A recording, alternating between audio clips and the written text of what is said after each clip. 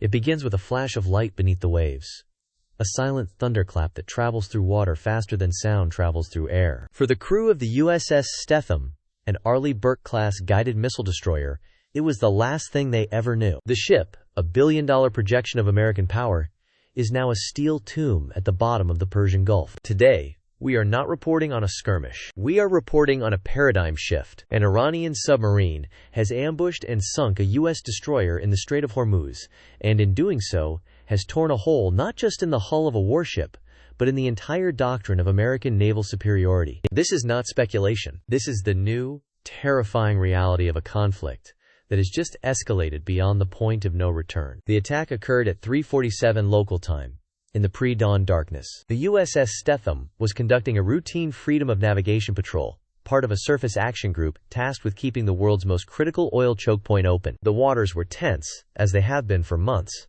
But this was the routine, a show of force, a deterrent. The ship was at a modified condition of readiness, its state-of-the-art AN/SPY-1 radar scanning the air, its AN/SQQ-89 sonar suite listening to the depths. It was surrounded by a multi-layered sensor network, a shield of technology designed to detect any threat from miles away. But the threat was already there, lying in wait. According to preliminary intelligence assessments pieced together by a frantic Pentagon, the Iranian submarine, believed to be a Ghadir-class midget submarine, had been lying dormant on the seabed. It was running on silent battery power, its acoustic signature minimized to nearly nothing, blending in with the cacophony of shrimp, commercial traffic, and complex currents that make the Strait of Hormuz an anti-submarine warfare nightmare. The Stethem passed almost directly overhead, its sonar likely classifying the contact as a rock formation or a piece of wreckage. This was a patient, calculated ambush, weeks, if not months, in the planning. The Iranian crew waited for the optimal firing solution. The first torpedo struck the Stethem starboard, just below the waterline, near the aft engine room. The explosion was catastrophic. It ripped a 20-meter gash in the hull, instantly flooding two main engineering spaces and cutting all primary power. The ship shuddered violently, listing almost immediately. But the attacker wasn't finished. Less than 30 seconds later, a second torpedo slammed into the forward section, near the main missile magazine. The resulting detonation was cataclysmic. A fireball erupted from the deck, sending a plume of fire and smoke hundreds of feet into the air. The structural integrity of the ship was shattered. The keel snapped. The order to abandon ship was given. But for many, it was too late. The USS Stethem sank in less than 10 minutes, disappearing beneath the waves into the 90-meter deep channel. Search and rescue operations are underway, coordinated by the U.S. Fifth Fleet, and supported by Omani and Emirati Coast Guard vessels. But early reports are grim. The Pentagon is not releasing casualty figures, but the loss of life is expected to be staggering. For the first time since World War II, a major U.S. surface combatant has been lost to enemy submarine action. The psychological shockwaves are just beginning to be felt. The immediate question echoing through the halls of power is no longer if the war will expand, but how.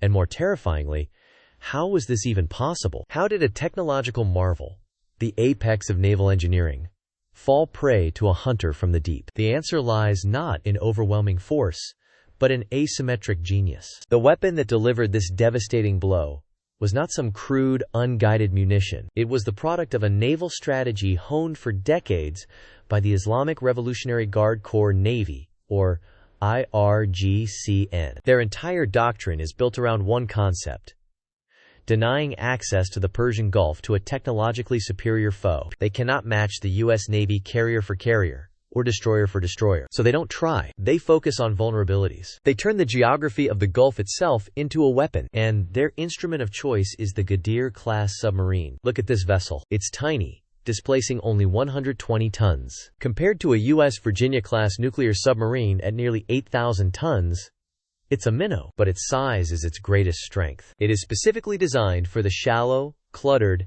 and acoustically challenging littoral waters of the Persian Gulf. Its small diesel-electric engine allows it to run almost silently on battery power for extended periods, a tactic known as bottoming out, settling on the seabed and waiting, listening. To the sophisticated sonar of a U.S. destroyer, it can sound like a natural feature, an anomaly, background noise. It is, in essence, a mobile, submerged naval mine, crewed by sailors with an intimate knowledge of every canyon and current in their home waters. The environment was the submarine's first accomplice. The Persian Gulf is an acoustic nightmare. Water temperature and salinity vary dramatically, bending sound waves in unpredictable ways. The constant drone of supertankers, fishing dhows, and even marine life creates a wall of noise that can mask the quiet hum of a submarine on battery power. The IRGCN has spent years mapping these acoustic shadows, identifying the perfect ambush points where they can lie in wait, undetected, for high-value targets to sail right into their crosshairs. This wasn't a lucky shot. It was a carefully choreographed assassination, executed in a location chosen for maximum advantage. But the submarine was only the delivery system. The payload was the true game-changer. Leaked intelligence suggests the weapon used was not a conventional torpedo. It was likely an advanced, domestically produced version of a supercavitating torpedo, possibly a variant of the Iranian Hoot. This is not a propeller-driven weapon.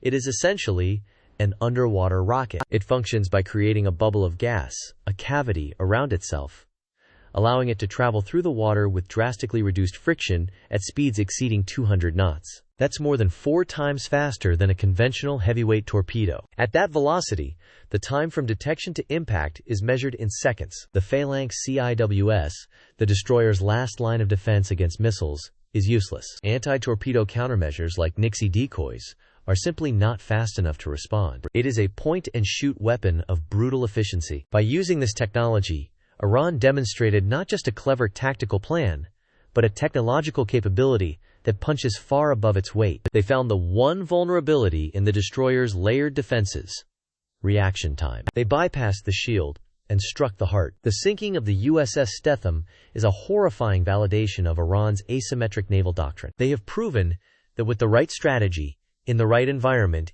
even a minnow can kill a shark. The question now facing the Pentagon is a terrifying one.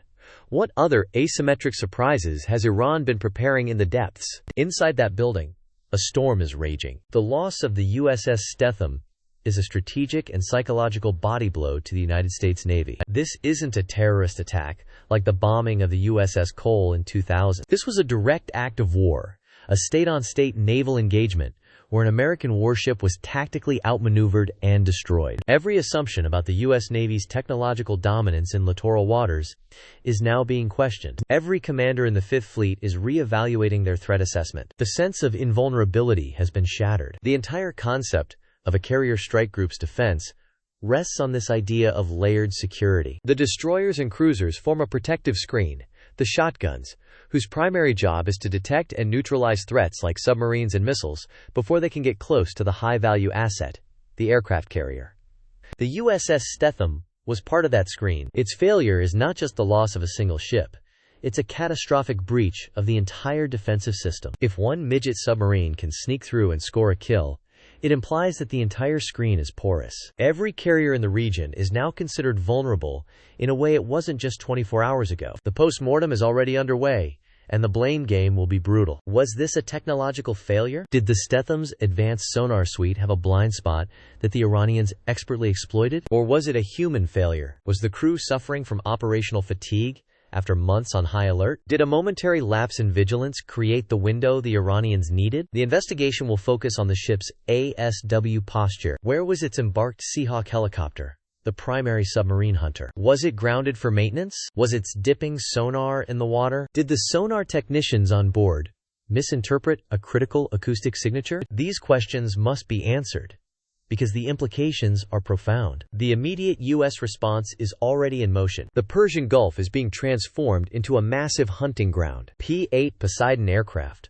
the world's most advanced submarine hunters, are now flying constant sorties out of regional bases, dropping carpets of sonobuoys to listen to every inch of the seabed. Other U.S. destroyers and allied frigates are actively pinging with powerful active sonar, sacrificing their own stealth to aggressively search for any submerged contacts. The U.S. Navy's own hunter-killer submarines are being diverted to the area, tasked with one mission: to find and destroy the Iranian submarine fleet. The rules of engagement have undoubtedly changed. Any unidentified submerged contact in the operational area is now likely to be considered hostile and subject to immediate attack. The Gulf has become a kill box. But this massive show of force is a reaction to a disaster that has already happened. The U.S. Navy is hunting for an enemy that has already proven it can strike from the shadows and vanish. The danger is that in this tense, hair-trigger environment, a mistake could be made. A civilian vessel could be misidentified. An Allied submarine could be targeted. The American response,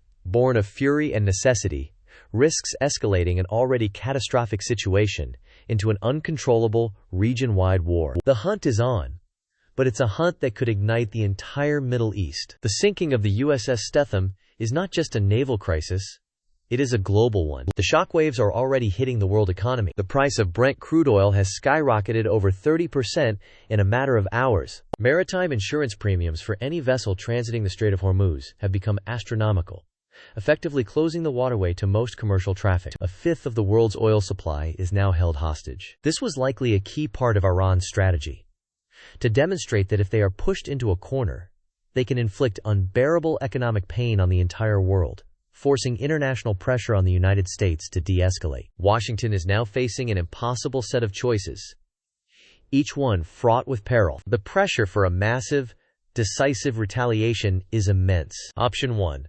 A limited, proportional strike. U.S. forces could target the Iranian submarine base at Bandar Abbas, destroying the pens and support facilities. This would be a clear, punitive message, but it might be seen as weak and could invite another asymmetric attack. Option 2. A broader campaign to neutralize the Iranian. This would involve widespread strikes on their naval assets, fast attack boat bases, and coastal missile sites. This would degrade their capabilities, but would be a significant escalation, almost certainly leading to an all-out naval war in the Gulf. Option 3 is the most dangerous. A full naval blockade of Iran. This would be an act of war aimed at crippling the Iranian economy, but it would be incredibly difficult to enforce and would risk direct confrontation with other nations, like China, who rely on Iranian oil and would challenge the blockade. Iran, for its part, has made a desperate, high-stakes gamble. They have crossed a red line they can never uncross. Their leadership is betting that the United States, wary of another protracted war in the Middle East and facing global economic pressure, will be forced to back down or accept a bloody and costly stalemate. They have shown the world the price of conflict. The international reaction has been one of universal alarm. Russia and China are calling for restraint on all sides, but their condemnations of Iran are notably muted. They see this as a crack in the armor of American naval hegemony, a development they will quietly seek to exploit. America's regional allies, particularly Saudi Arabia and Israel, are demanding a powerful U.S. response, fearing that any sign of weakness will embolden Iran further. The world is now balanced on a razor's edge. The actions taken by Washington and Tehran in the next 48 hours will determine whether this incident becomes a footnote in a tense standoff or the first chapter of a devastating global war. The steel tomb of the USS Stethem at the bottom of the Persian Gulf is now a monument to a new era of naval warfare. The age of unchallenged American supremacy on the seas has been dealt a staggering blow. A new, deadlier phase of the U.S.-Iran conflict has begun, where the hunter can become the hunted in the blink of an eye, and the depths of the ocean hold secrets and threats we are only just beginning to understand. The situation is developing by the hour. Stay with Global Crisis Radar for the absolute latest, up-to-the-minute analysis. Subscribe and hit the notification bell. You cannot afford to miss what happens next.